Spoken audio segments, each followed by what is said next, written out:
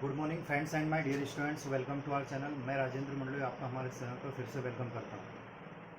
कल जो हमने एक्टिव से पैसिव स्टार्ट किया है ना, कल हमने टेंस से रिलेटेड 8 जो टेंस हैं हमारे, उनके एक्टिव से पैसिव कैसे बनते हैं वो हमने सिर्फ 2 रूल्स के आधार पर हमने सीखा था सरल तरीके से। तो जो आपके टेंस से संबंधित जितने भी एक्टिव से पैसिव होंगे वो आप अच्छे से कर पाएंगे। और कल मैंने आपको एक क्वेश्चन दिया था, 100% जितने भी स्टूडेंट ने उसका कमेंट्स किया है लगभग सभी का सही है, उसके लिए आपको थैंक यू बोलता हूँ। अब नेक्स्ट रूल की ओर चलें। दूसरी बात यह है कि जो एक्टिव से पैसिव है, एक्टिव से पैसिव को हम 3 से 4 वीडियो में कंप्लीट करेंगे क्योंकि ये लेंदी टॉपिक है थोड़ा, और हमें अच्छे से क्लियर भी हो जाए। ज़्यादा लेंदी वीडियो हम नहीं बना सकते क्योंकि आप देख नहीं पाओगे, इसलिए हम छोटे छोटे वीडियोस में अलग अलग रूल्स एंड रेगुलेशन को एक्सप्लेन करने का प्रयास करेंगे। इसके दौरान यदि आपके दिमाग में कोई डाउट या कोई क्यूरी हो तो आप कमेंट्स कर सकते हैं। मैं कोशिश करूंगा कि आपके डाउट्स क्लियर कर सकूं। दूसरी बात यह है कि YouTube पर ज़्यादा कमेंट्स में कन्वर्सेशन नहीं हो पाती है, इसलिए मैं आपको एक व्हाट्सअप नंबर दे रहा हूं। इस व्हाट्सअप नंबर पर आप अपने डाउट्स क्लियर कर सकते हैं। कल भी मैंने आपको ये बताया था, ठीक है। चलिए अब आज के वीडियो की शुरुआत करते हैं। आप यदि हमारे चैनल पर नए हैं तो सबसे पहले हमारे चैनल को आप सब्सक्राइब करें, और पिछले वीडियोस यदि आपने नहीं देखे हैं तो उनको प्लेलिस्ट में जाकर देख सकते हैं। Text book, workbook, grammatical portion, writing skill, note making और समरी, सारी चीज़ें आपको वहाँ पर मिलेंगी। स्टेप बाय स्टेप हम आगे बढ़ रहे हैं। तो आज का जो हमारा रूल रहेगा वो रूल है, पहले आप रूल लिख लीजिए, यदि आपको नोट करना हो तो नोट भी कर सकते हैं। नियम यह है, यदि एक्टिव वॉइस सेंटेंस में कोई मॉडल वर्ब या फिर टू इन्फिनेटिव का यूज हुआ हो तो एक्टिव वॉइस सेंटेंस को पैसिव वॉइस में कैसे परिवर्तित करेंगे। इस यहाँ पर 2 चीजें हैं। एक्टिव वॉइस सेंटेंस में या तो कोई मॉडल वर्ब दी हुई होगी या फिर टू इन्फिनेटिव दिया होगा।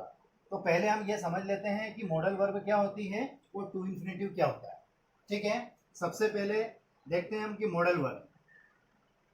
मॉडल वर्ब जो होती है, जैसे can, could, may, might, should, must,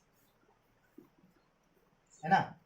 और टू होती है डेयर, नीड, बहुत सारी होती है, लेकिन फिलहाल आप इतना ध्यान रखें, can, could, may, might, should, would, है ना, मस्ट, ये मॉडल वर्ब होती है। यदि इनमें से किसी का भी वाक्य में प्रयोग दिया गया है एक्टिव वॉइस सेंटेंस में तो उसको हमें पैसिव वॉइस कैसे करना है। अब दूसरी बात आती है टू इन्फिनेटिव क्या होता है। तो टू इन्फिनेटिव जो होता है, इसकी डेफिनेशन ये है कि टू के जस्ट बाद में यदि वर्ब की मेन फॉर्म दी गई हो, क्या दी गई हो, मेन फॉर्म, टू के जस्ट बाद में वर्ब की मेन फॉर्म दी गई हो, मतलब वर्ब की फर्स्ट फॉर्म, तो वहां पर जो टू है वो एज ए टू इन्फिनेटिव कार्य करता है। एक एग्जांपल के माध्यम से आपको समझाने का प्रयास करूंगा, अच्छे से क्लियर हो जाएगा। टू इन्फिनेटिव को 2 सेंटेंस दिए गए हैं, जैसे हैं आई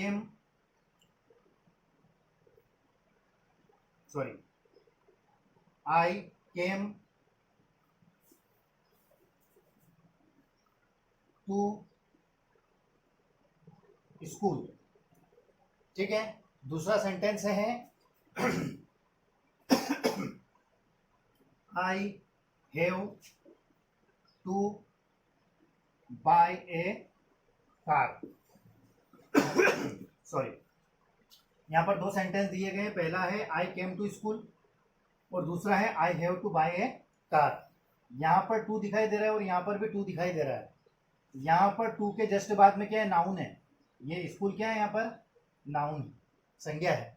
और इस टू के जस्ट बाद में यहाँ पर खरीदना, बाय, ये यहाँ पर वर्ब की फर्स्ट फॉर्म है, ठीक है। तो टू के जस्ट बाद में यदि कोई वर्ब की फर्स्ट फॉर्म आती है तो वहां पर to as a to infinitive कार्य करता है, और यदि टू के बाद में वर्ब की फर्स्ट फॉर्म के अलावा कुछ भी आए भले, तो वो टू जो है वो एज ए प्रीपोजिशन कार्य करता है।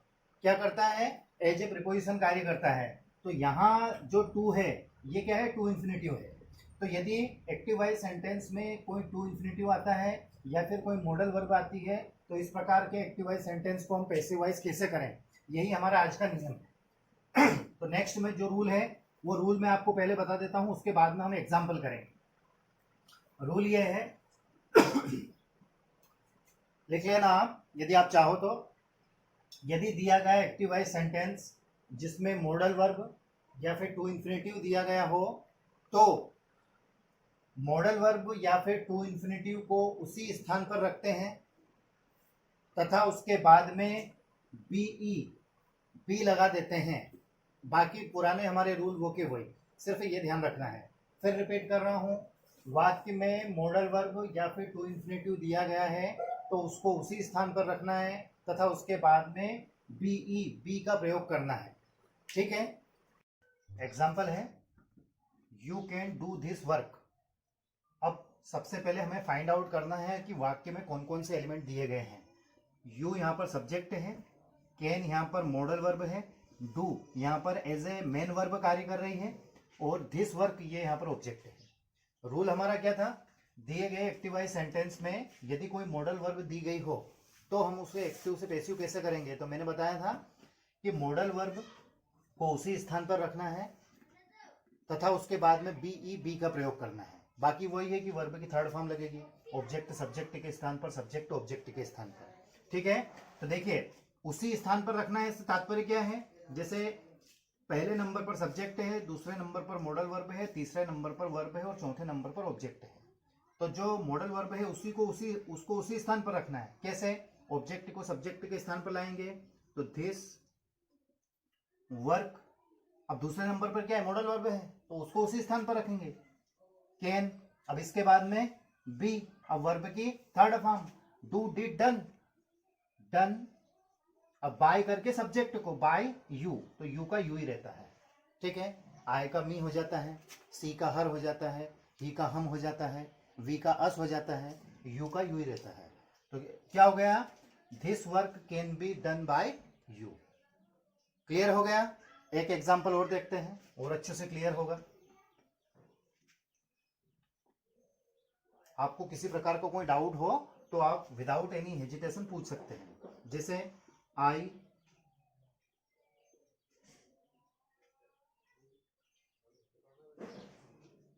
Can write a poem. देखिए, subject, modal verb, main verb और ऑब्जेक्ट, ये मॉडल वर्ब दी गई है। ऑब्जेक्ट को सब्जेक्ट के स्थान पर लेके आएंगे तो अ पेन, इसी स्थान पर can be written by, I का क्या हो जाएगा, मी हो जाएगा। ठीक है, a pen can be written by me.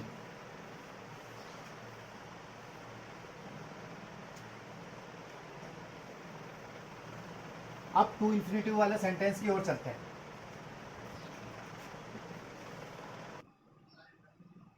Next example है, I am to buy a car.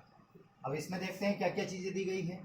Subject ये हेल्पिंग वर्ब है, टू दिया गया है। अब टू के जस्ट बाद में देखिए क्या लिखा हुआ है, बी यू वाई, बाय लिखा हुआ है। तो बाय लिखा हुआ है तो ये वर्ब की फर्स्ट फॉर्म है, और जब टू के बाद में वर्ब की फर्स्ट फॉर्म दी गई हो तो टू यहाँ पर एज ए टू इन्फिनेटिव कार्य करता है।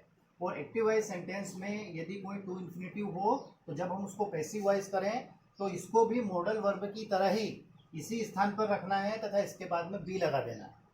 ठीक है, पहले नंबर पर सब्जेक्ट, दूसरे नंबर पर हेल्पिंग वर्ब, तीसरे नंबर पर टू, और चौथे नंबर पर वर्ब, और पांचवें नंबर पर ऑब्जेक्ट। तो ऑब्जेक्ट को सब्जेक्ट के स्थान पर तो अ कार। अब देखिए आई के साथ में यहाँ एम था तो अ कार के साथ में क्या आएगा, इज आएगा। प्रेजेंट का है दोनों, ये प्रेजेंट कंटिन्यूअस की हेल्पिंग वर्ब, ये भी प्रेजेंट कंटिन्यूअस की हेल्पिंग वर्ब, सब्जेक्ट के अनुसार लगा है तो अ कार इज। अब इसके बाद में क्या आएगा, to, be bought, BOUGHT, by, I का क्या हो जाएगा, मी। क्लियर है। फिर से रिपीट कर रहा हूँ, यदि वाक्य में कोई मॉडल वर्ब या फिर टू इन्फिनेटिव दिया गया हो तो पैसिव वॉइस करते समय मॉडल वर्ब या टू इन्फिनेटिव को उसी स्थान पर रखा जाता है तथा उसके बाद में बी का प्रयोग किया जाता है। उम्मीद करता हूँ कि आपको ये अच्छे से क्लियर हो गया होगा। एक क्वेश्चन आपको दे रहा हूँ जो आप मुझे कमेंट्स करके बताएंगे।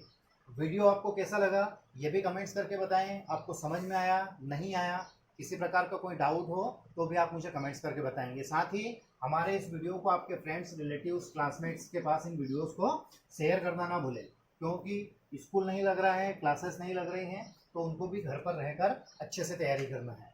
ज़्यादा वीडियो को हम लेंदी या लंबा नहीं कर सकते क्योंकि फिर आप पढ़ नहीं पाएंगे, है ना। एक आपके लिए क्वेश्चन है,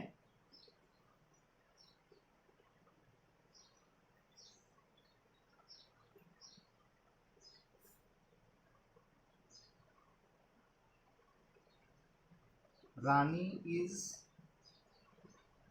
गोइंग टू टेक टी।